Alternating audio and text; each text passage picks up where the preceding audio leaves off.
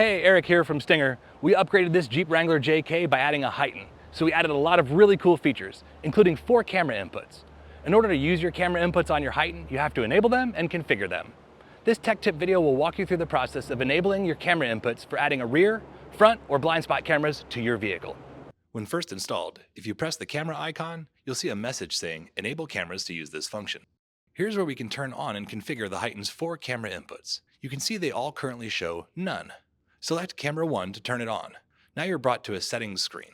You can select the type of camera. We'll select this one as a front camera. If you set the camera as a front camera, you have several settings. Max duration in seconds. You can choose between 5, 10, or 15 seconds. This controls how long the front camera is displayed before turning it off. We also have a max speed threshold in miles per hour. This will turn off the front camera at either 5, 10, or 15 miles per hour, depending on the option you select here. The third option is parking steering angle. The selection of this option controls when the front camera is activated. When traveling at less than 3 miles per hour, when you turn the steering wheel to 30, 60, or 90 degrees, the front camera will activate.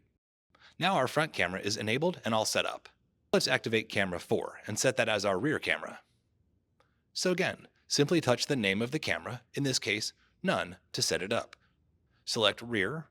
The rear camera does not have any configuration options to set. Now, if we want to add blind spot cameras, we'll want to enable cameras 2 and 3.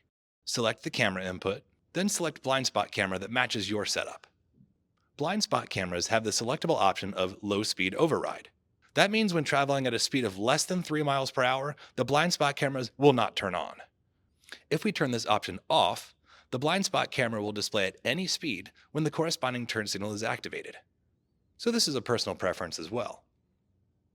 Now we can activate the other blind spot camera by selecting camera 3 and assigning it to be our right blind spot. Now we have camera 1 set as front, 2 set as our left blind spot, 3 set as our right blind spot, and camera 4 as our rear. This is a pretty typical configuration, but you can set up your HEIGH10 for whatever matches your camera locations and your setup preferences. We hope this tech tip was helpful. Be sure to like this video, subscribe to our channel, and leave us a comment and let us know what other tech tip videos you'd like to see.